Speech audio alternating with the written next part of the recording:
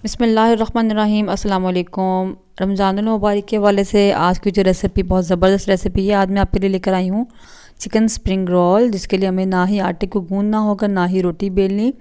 बहुत ही आसानी से हम इसको जो है लिक्विड डो से बनाकर तैयार करेंगे, जिससे कि झटपट बनकर तैयार हो जाते हैं और बहुत ही क्रिस्पी बनकर तैयार होते हैं। तो बहुत ज़बरदस्त रेसिपी होने वाली है। वीडियो को आपने पूरा देखना है ताकि आपको रेसिपी की मुकम्मल और अच्छे तरीके से समझ आ सके और आप भी बिल्कुल परफेक्ट रोल बना सकें। ठीक है, तो चले आए बगैर टाइम वेस्ट किए अपनी रेसिपी स्टार्ट कर लेते हैं। तो स्प्रिंग रोल बनाने के लिए मैंने सबसे पहले यहाँ पर एक कढ़ाई ले ली है। इसमें मैं डालूंगी तकरीबन 2 टेबलस्पून के करीब कुकिंग ऑयल और इसमें हम शामिल कर देंगे चॉप किया हुआ लहसुन तकरीबन 1 टेबलस्पून। और लहसुन को हम थोड़ा सा फ्राई कर लेंगे, सौते कर लेंगे। जैसे थोड़ा सा नरम हो जाएगा तो साथ इसमें डाल देंगे 1 टीस्पून के करीब हरी मिर्च, ये भी मैंने चॉप कर ली है और इसको डालकर थोड़ा सा फ्राई कर लेंगे। इसके बाद इसमें शामिल करेंगे एक मीडियम साइज़ की प्याज, जिसको मैंने लंबाई में काट लिया है।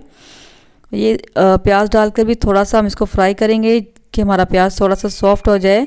तो 1 आध मिनट फ्राई करने के बाद इसमें मैं डालूंगी शिमला मिर्च, एक मीडियम साइज़ की शिमला मिर्च है जिसको मैंने लंबाई में कट कर लिया है। शिमला मिर्च मैं सबसे पहले डाल रही हूँ क्योंकि इसको गलने में थोड़ा टाइम लगता है, तो इसको मैं पहले डाल दूँगी और इसको भी हम थोड़ा सा भून लेंगे 1-2 मिनट भूनने के बाद।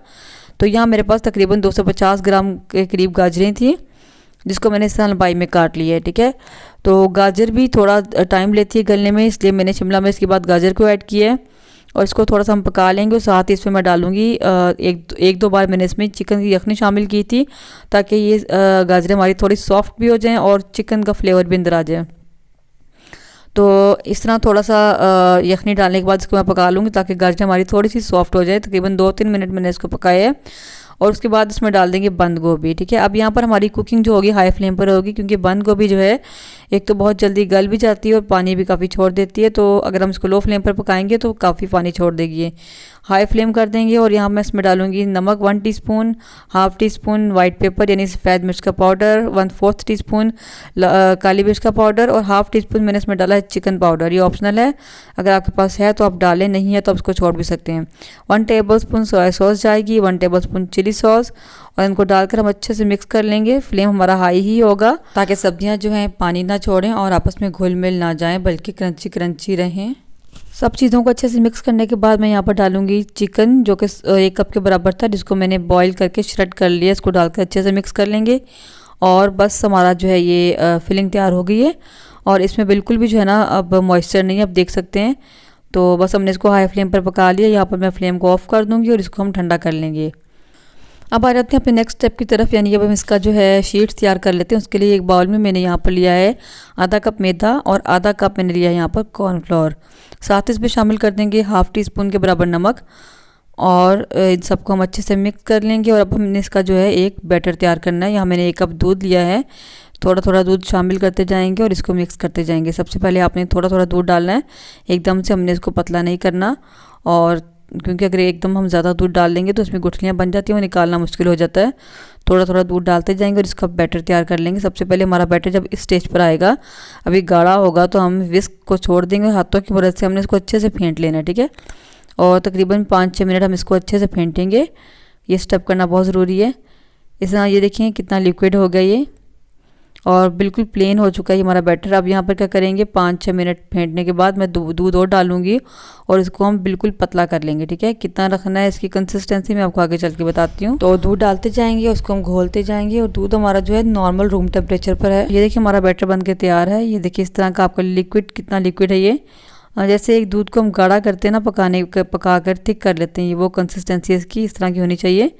और इसको जब आप अपने चम्मच को उल्टा करेंगे तो थोड़ी देर बाद आप देखिएगा कि चम्मच जो है ना, इसका कलर नीचे से नज़र आ रहा है। ऐसे होना चाहिए आपका बैटर।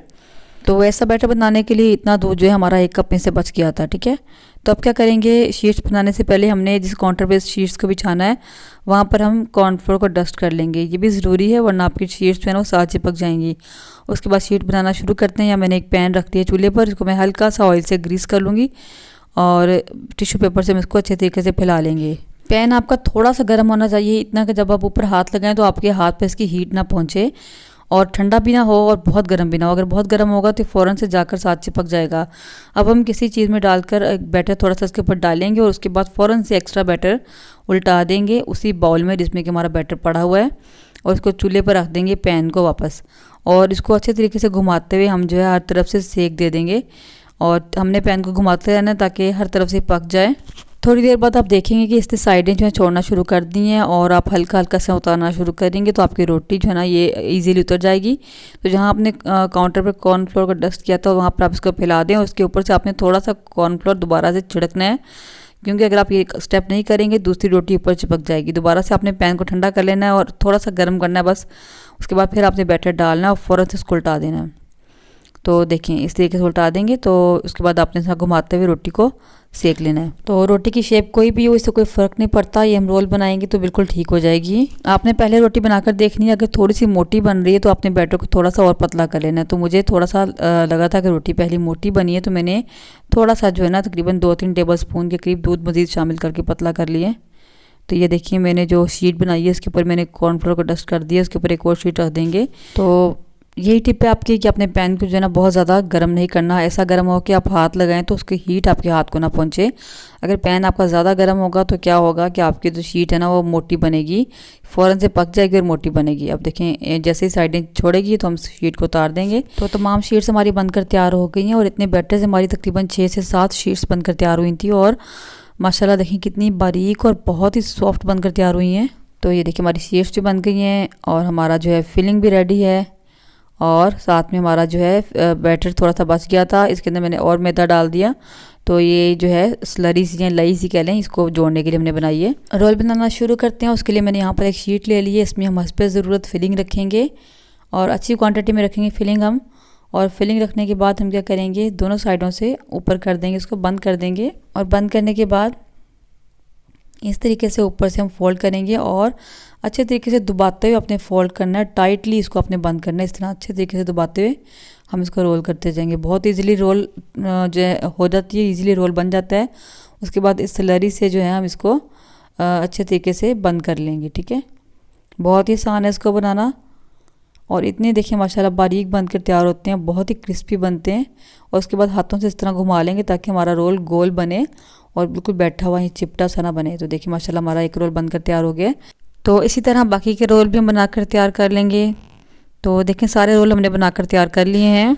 तो अच्छा फिलिंग हमारी बच गई थी, उस फिलिंग से आप चाहें तो दोबारा से रोल और बना सकते हैं, या अगर आप चाहें तो आप जो है लिक्विड जो हमने बैटर का तैयार किया था उसको आप ज़्यादा भी बना सकते हैं। तो बस यहाँ मैंने ऑयल को गर्म होने के लिए रख दिया था। ऑयल गर्म हो गया तो इसमें हम तमाम के तमाम रोल डाल देंगे, उसको हम फ्राई कर लेंगे लो टू मीडियम फ्लेम पर। और जैसे ही ब्राउन होंगे तो इनकी साइड चेंज कर देंगे और इसी तरीके से सारे रोल हम फ्राई कर लेंगे। अच्छा खूबसूरत कलर अब इनको दे देंगे ताकि अच्छे से क्रिस्पी बन जाए। तो देखिए रोल हमारे फ्राई हो गए हैं, तो इनको मैं निकाल लेती हूँ। और इसके साथ साथ वीडियो अच्छी लग रही हो तो वीडियो को लाइक ज़रूर कर दें, शेयर कर दें। चैनल पर नहीं है तो चैनल को सब्सक्राइब करना मत भूला करें। तो ये आपका प्यार होता है, मोहब्बत होती है और हमारी हौसला अफजाई होती है इससे। तो देखिए तमाम रोल हमारे बनकर तैयार हो गए हैं। तो माशाल्लाह मैं आपको काट कर भी दिखाती हूँ कि कितने ज़बरदस्त कितने क्रंची बने थे माशाल्लाह। इसकी लुक चेक करें माशाल्लाह। तो बहुत ही क्रिस्पी बहुत ही क्रंची बनकर तैयार होते हैं, झटपट बन जाते हैं और कोई रोटी आटा गूंदना या रोटी बेलने की झंझट नहीं होती। तो देखिए माशाल्लाह कितने ज़बरदस्त बने, अंदर तक पके हुए थे बिल्कुल। तो इनकी जो रोल था वो बहुत ही, ये देखिए कितना क्रंची है। तो टिप आपके लिए यही है कि आपने जो है पैन को बहुत ज़्यादा जो है गर्म नहीं करना, बिल्कुल हल्का सा गर्म करना है। और इसके अलावा आपने जब एक शीट रखनी है उसके ऊपर आपने कॉर्नफ्लोर ज़रूर डस्ट करना है ताकि दूसरी रोटी उसके ऊपर ना चिपक सके। तो ठीक है, ये थी मेरी आज की रेसिपी, मुझे उम्मीद है आपको पसंद आई होगी। मिलते हैं इंशाल्लाह नेक्स्ट वीडियो में, तब तक के लिए अल्लाह हाफिज़।